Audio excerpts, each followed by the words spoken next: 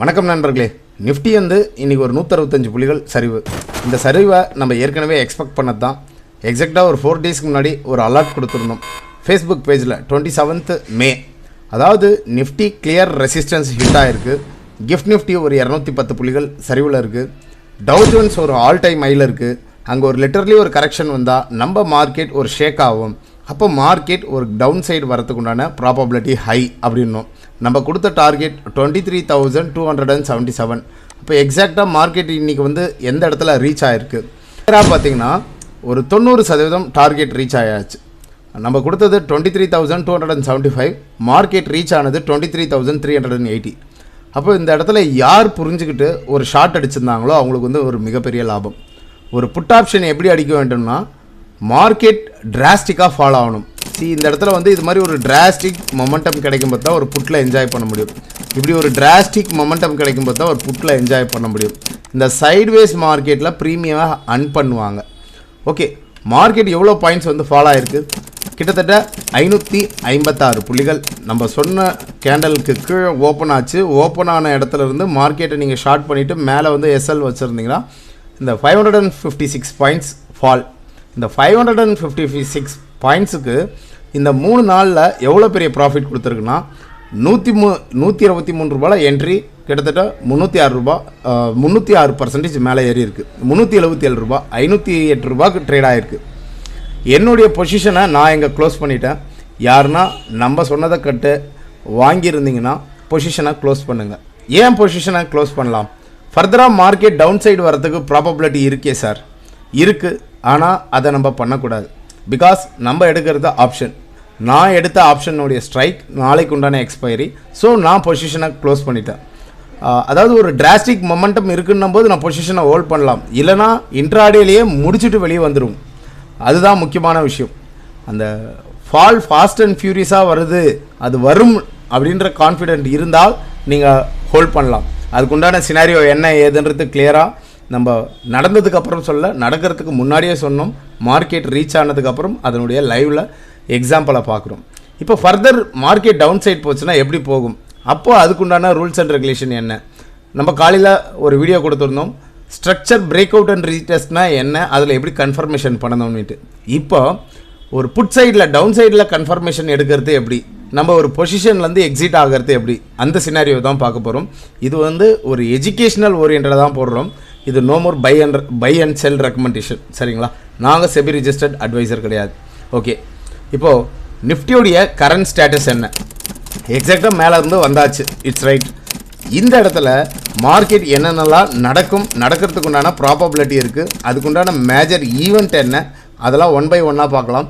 Market upcoming டேஸஸில் ஒரு வால்டலிட்டியாக தான் இருக்கும். இப்பயும் வால்டலிட்டி தான், இன்னும் வால்டலிட்டி அதிகமாக இருக்கும் அப்படின்றது என்னுடைய எதிர்பார்ப்பு. இப்போ மார்க்கெட்டுடைய ஸ்ட்ராங்கான சப்போர்ட் ஜோன் அந்த 23,000 அப்படின்றது ஒரு சப்போர்ட், அண்ட் 23,150 ஒரு சப்போர்ட். இதை எப்படி புரிஞ்சுக்கணும்னா கிளியராக இந்த மார்க்கெட் இங்கே ஒரு ஸ்விங் லோ கொடுத்துட்டு ஒரு புல் பேக் போச்சு. அப்போ இந்த இடத்துல இருந்து ஷார்ட் ஆகும்னு சொன்னோம். நம்ம மார்க்கெட் இந்த இடத்துல ஷார்ட் பண்ணிவிட்டு டார்கெட் இங்கே கார்னர் பண்ணலாம்னுட்டு ஒரு ஆர்டிகல்ஸ் ஃபேஸ்புக்கில் கொடுத்துருந்தோம். அந்த ஆர்டிகல்ஸை பார்த்தா உங்களுக்கே புரியும். இப்போது அந்த டார்கெட்டும் வந்து ரீச் ஆகிடுச்சு. அந்த டார்கெட் ரீச் ஆனது இந்த கேப் ஃபில்லிங் ப்ராசஸை முடிச்சுது. பட் வந்து இந்த கேப் ஃபில்லிங் ப்ராசஸ்ன்றது இந்த கேண்டலுக்கு வந்து க்ளோஸ் வரலை. கிளியராக வந்து இந்த கீழே இருக்கிற லிக்விடிட்டி எடுக்காமல் மார்க்கெட் டுவர்ட்ஸ் புல் பேக் ஆச்சு. அப்போ அந்த புல் பேக் ஆகிட்டு இந்த இடத்துல ஒரு ஃபால் உண்டான சிக்னல், அது ட்ரெண்ட் லைன்லாம் போட்டு பார்த்தோம் இல்லையா, அங்கேருந்து மார்க்கெட்டிங் வந்தது. இப்போ இந்த இடத்துல நாளைக்கு ஃபஸ்ட் ஆஃப் இந்த 23,380க்கு கீழே ஓப்பன் ஆச்சுன்னா மார்க்கெட் வரக்கூடிய ஜோன் வந்து இந்த 23,000 ஒரு காலம் வரும். இந்த கரெக்டான இந்த கேண்டலுக்கு ஒரு கேண்டல் வரும். அது எப்படி வரும்னு பார்த்தீங்கன்னா ஓப்பன் 23,382க்கு கீழே பிலோவில் ஓப்பன் ஆகணும். இல்லை ஓப்பன் ஆகி ரெக்கவர் போச்சுன்னா ப்ரீவியஸ் இந்த இன்ட்ராடே கேண்டல் ஒரு காலம் தான் போகும், சரிங்களா? அந்த ரேஞ்ச் போயிட்டு அங்கேருந்து லிக்விடிட்டி எடுத்துகிட்டு மார்க்கெட் ஃபால் ஆகும். அப்படி ஃபால் ஆச்சுன்னா இந்த லோ வரும். அப்போ இந்த லோ வந்துட்டு நாளைக்கு எக்ஸ்பைரின்றதுனால மார்க்கெட் இங்கேருந்து செகண்ட் ஹாஃபில் ரெக்கவரும் வரலாம். அப்படி ரெக்கவர் வந்ததுன்னா அந்த கேண்டல் இப்படி ஒரு புல்லிஷ் பயாஸில் வரும். இந்த கேண்டலில் வந்ததுங்க இல்லையா, இப்போ ஒரு டோஜி டைப் ஆஃப் கேண்டல் இல்லை ஒரு புல்லிஷ் ஹேமர் இல்லை ஒரு மெர்பஸோ அது மாதிரி வந்துச்சுன்னா மார்க்கெட் மறுபடியும் பேக் ஃபயர் ஆகி போகும். அப்படி பேக் ஃபயர் ஆகாமல் மார்க்கெட் இந்த ஸ்ட்ரக்சருக்கு கீழே உடைக்கிறாங்க. எப்படி உடைக்கிறாங்கன்னா, இதுக்கு கீழே ஓப்பன் அண்ட் க்ளோஸ் வந்து ஸ்ட்ராங்கான கன்ஃபர்மேஷன் வரும். அந்த ஸ்ட்ராங்கான கன்ஃபர்மேஷன்னா என்ன, பிரேக் அவுட் அண்ட் ரீடெஸ்ட்னா என்ன, எந்த இடத்துல நம்ம ஷார்ட் பண்ணணும், எங்கே எஸ்எல்ஐ வைக்கணும், அதை தான் நம்ம பார்க்க போகிறோம். எங்கேயும் ஸ்கிப் பண்ணாமல் பாருங்க. அப்படி இந்த லெவலை உடைச்சா மார்க்கெட் வரப்போகிற ஜோன் வந்து previous level of swing low 22,193க்கு வரும். மோர் தென் 950 பாயிண்ட்ஸ் வந்து ஒரு கரெக்ஷன் கிடைக்கும். அங்கே நம்ம ஒரு புட் ஆப்ஷன் எடுக்கலாம். ஏன் பாலாஜி இந்த இடத்துலையே நீங்கள் வச்சுருக்கலாமே, இங்கேருந்து மார்க்கெட் ரிவர்சல் ஆச்சுன்னா கண்ணில் பார்த்த ப்ராஃபிட் காணல் நீராக போய்விடும். அப்போ ஒரு ஸ்ட்ரக்சர் பிரேக் அவுட்டை எப்படி புரிஞ்சுக்கிறது? ஒரு கேண்டல் உடையணும், அடுத்த கேண்டலும் கன்ஃபர்மேஷனாக கீழே மறுபடியும் இன்னொரு கேண்டல் உடையணும், மீண்டும் மார்க்கெட் இப்படி வரணும், நல்ல ஒரு டிராஸ்டிக்கான ஒரு ஃபால் வரணும். சரிங்களா? அது வந்து ஃபெப் லெவலில் போடுவோம் நாங்கள். அங்கேருந்து இப்படி வந்துட்டு மார்க்கெட் இங்கேருந்து ஒரு ரெக்கவர் வரணும். அந்த ரெக்கவர் மோடுன்றது எப்படி போகணும்னா, மீண்டும் மார்க்கெட் வந்து ஒரு புல் பேக் ரேலி. எப்போவுமே அப்படி ஃபால் ஆகிற மார்க்கெட் ஃபால் ஆகிட்டே இருக்காது, இது மாதிரி ஒரு ரெக்கவரி போகும். அப்போ இதை தான் நம்ம வந்து என்ன சொல்லுவோம்னா செல் ஆன் ரைஸ்ன்னுவோம். ஒரு லோ, ஒரு ஹை, ஒரு லோ, ஒரு ஹை, ஒரு லோ, ஒரு ஹை நீட்டு.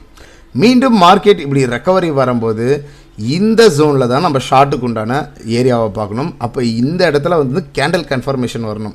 அப்படி என்ன கேண்டல் வரணும்னா, இது மாதிரி ஒரு டாப்பிங் டைலோ, ஒரு டோஜியோ, ட்ராகன் ஃப்ளை டோஜியோ, இல்லைன்னா ஹேங்கிங் மேனோ, ரிவர்சல் கேண்டலுக்கு உண்டான கன்ஃபர்மேஷன்ஸ் வரணும்.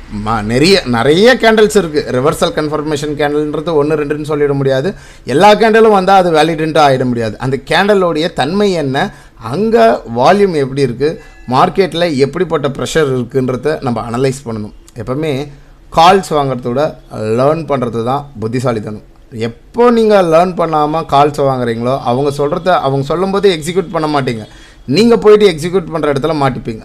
அப்படி ரிவர்சல் ஸ்ட்ரக்சர் அங்கே வந்ததுன்னா அங்கே நம்ம ஷார்ட் பண்ணுறோம், மேலே ஸ்டாப் லாஸ் வைக்கிறோம். அப்போ நம்மளுடைய ஸ்டாப் லாஸ் வந்து என்னவாக இருக்கணும்னா அந்த 23,400 இந்த ரேஞ்சில் மார்க்கெட் பிரேக் அவுட் ஆகிட்டு இந்த 23,400 வரைக்கும் லிக்விடிட்டியை போயிட்டு இந்த இடத்துல அடிச்சுட்டு இங்கே எஸ்எல்ஐ வச்சு மெயின்டைன் பண்ணால் மார்க்கெட் ஃபர்தராக ஃபால் ஆகும். அந்த ஃபால் ப்ரீவியஸ் லோக்கு வரும், டிராஸ்டிக்காக வரும். அதுவும் இந்த கேண்டலுக்கு கீழே ஒரு கேண்டல் கன்ஃபார்ம் பண்ணும். அப்போ இங்கே எப்படி நடந்துருக்குன்னு பார்த்தீங்களா, மார்க்கெட் போச்சுங்களா, ஒரு புல்லிஷ் பயாஸில் போச்சு. அடுத்த கேண்டல் வந்து என்ன ஆச்சு, இந்த கேண்டலை என்கல்ஃப் பண்ணிச்சு. அப்புறம் அடுத்த கேண்டல் செல்லிங்க்கு உண்டான கேண்டலாக வந்தது. இந்த லிக்விடிட்டி ப்ரீவியஸ் லெவலில் போய் லிக்விடிட்டியை கலெக்ட் பண்ணவுடனே மார்க்கெட் அங்கேருந்து டிராஸ்டிக்கான ஒரு ஃபால். இந்த டிராஸ்டிக்கான இப்படி ஒரு ஃபால் வந்துட்டு இப்படி ரெக்கவர் ஆகும்போது நம்ம இங்கே தான் ஷார்ட் பண்ணணும், இங்கே டார்கெட் கார்னர் பண்ணணும். அப்போ இதுதான் நம்மளுடைய அடுத்த ஒரு லெக்காக க்ரியேட் ஆகும். அப்போ டோட்டலாக இது வந்து என்ன பேட்டர்னாக வரும்னு பார்த்தீங்கன்னா, ஒரு டபுள் டாப் போட்டு மார்க்கெட் ரீடெஸ்ட் ஆகிட்டு மார்க்கெட் லோயர் லோ ஃபார்மேஷனில் வரும். இது வந்து அப்கமிங் டேஸஸில் நடக்கிறதுக்கு உண்டான சினாரியோ. நடக்கணுன்ற எந்த ஒரு கான்செப்டும் கிடையாது. இங்கேருந்து பேக் ஃபயர் ஆச்சுன்னா மார்க்கெட் மறுபடியும் ரிவர்சல் ஆகும்.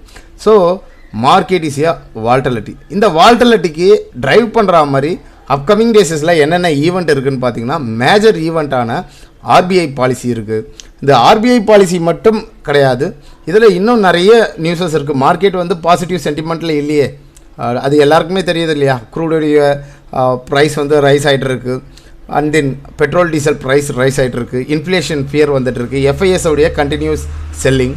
இதில் இன்னும் எரியிற நெருப்பில் எண்ணெயை ஊற்றுற மாதிரி ஆர்பிஐ பாலிசி மீட்டிங்கில் என்ன பேசுவாங்க, எப்படி பேசுவாங்க, அதை பற்றி ஒரு அவுட்லுக் பார்ப்போம். 3ஆம் தேதி 4ஆம் தேதி ஒரு முதல் கட்டம், 2ஆம் கட்டம் வரும். 5ஆம் தேதி வந்து நம்மளுடைய சஞ்சய் மல்ஹோத்ரா அவருடைய ஆர்பிஐ கவர்னர் அவருடைய அனௌன்சேஷன் கொடுக்க போகிறாரு. ரெப்போ ரேட்டை ஏற்ற போகிறாங்களா குறைக்க போகிறாங்களான்னுட்டு. அப்படி ரெப்போ ரேட்டை ஏற்றினா எந்த செக்டாருக்கு பாசிட்டிவாக வரும்? ரெப்போ ரேட்டு மார்க்கெட் வந்து டோவிஷ் டோனில் இருந்ததுன்னா கட்டாயம் வந்து இது ஃபினான்ஷியல் செக்டாருக்கு, ஒரு ஆட்டோ காம்பனன்ட் செக்டாருக்கு, ரியல் எஸ்டேட்டுக்கு, இதுக்கெலாம் வந்து ஒரு பாசிட்டிவ் சென்டிமெண்ட்டாக எடுத்துக்கும். மார்க்கெட் வந்து டுவர்ட்ஸ் மேலே போகும். இதே ஹவுக்கி ஸ்டோனில் இருந்ததுன்னா கட்டாயம் மார்க்கெட்டில் ரேட் கட் இல்லைன்னா செக்டார்ஸ் அடி வர்றதுக்கு உண்டான வாய்ப்புகள் உண்டு. இது மட்டும் இல்லாமல் இன்ஃப்ளேஷனை பற்றி ரொம்பவும் டாமினேட் பண்ணி பேசுனாங்கன்னா கட்டாயம் மார்க்கெட்டில் ஒரு செல்லிங் ப்ரெஷர் க்ரியேட் ஆகும். இதெல்லாம் வந்து ஆர்பிஐ பாலிசியில் என்னென்ன நடக்க போகுது, மார்க்கெட் வந்து ஒரு வால்டலிட்டியாக தான் இருக்க போகுது. 5ஆம் தேதி சஞ்சய் மல்ஹோத்ரா சார் என்ன சொல்கிறாருன்றது முக்கியமான ஒரு டேர்னிங் பாயிண்ட்டாக இருக்கும் மார்க்கெட்டுக்கு. ஸோ அக்ரஸிவ் பர்ச்சேஸ் வேண்டாம், குவாலிட்டியான ஸ்டாக்ஸில் ஸ்லோவாக அக்குமுலேட் பண்ணுங்கள். என்னுடைய யூடியூப் மெம்பர்ஷிப்பில் இருக்கிறவங்களுக்கும் அதை தான் சொல்கிறோம், ஸ்லோ அண்ட் ஸ்டடியாக அக்குமுலேட் பண்ணுங்கள், அக்ரஸிவ் வேண்டாம் அப்படின்றதுக்கு. தி ப்ராப்பர் டெக்னிக்கல்ஸ் அனலைசிஸை நீங்கள் லேர்ன் பண்ணணுன்ட்டு விருப்பப்பட்டீங்கன்னா அப்கமிங் June 6 வந்து கிளாஸஸ் ஸ்டார்ட் ஆகுது. டோட்டலி ஒரு 8 செஷன் போகும். Every Saturday and Sunday 7 PM to 9 PM live session தான் போகும். இதுக்கு உண்டான கிளாஸஸ்க்கு உண்டான ஃபீ 4K. ஜிபே நம்பர், என்னுடைய நம்பர் இது தான். உங்களுக்கு ஏதாவது குவரிஸ் இருந்ததுன்னா எனக்கு டெக்ஸ்ட் பண்ணுங்கள். கிளாஸஸ்க்கு உண்டான டீட்டெயில்ஸ் என்ன ஏதுன்னு சென்ட் பண்ணுறேன். டவுட்ஸை கிளியர் பண்ணிவிட்டு கிளாஸஸில் ஜாயின் பண்ணலாம். டோட்டல் 8 செஷன் இல்லை, அவுட் ஆஃப் பாக்ஸ் சிலபஸும் போகும், 10 செஷனாகவும் போகலாம். 1-on-1 டவுட் கிளியரிங் செஷனாக தான் போகும். ஆல்வேஸ் லேர்ன் அண்ட் தென் என். இந்த வீடியோ உங்களுக்கு ஒரு பயனுள்ளதாக இருந்ததுன்னா லைக் பண்ணுங்கள், சப்ஸ்கிரைப் பண்ணுங்கள். நீங்கள் போடக்கூடிய ஒவ்வொரு லைக்கும் சப்ஸ்கிரைபும் தான் அடுத்த ஒரு மோட்டிவேஷனில் அடுத்த ஒரு வீடியோவை மேக் பண்ணோம். மற்றும் ஒரு பதிவில் உங்களை சந்திக்கிறேன். நன்றி, வணக்கம்.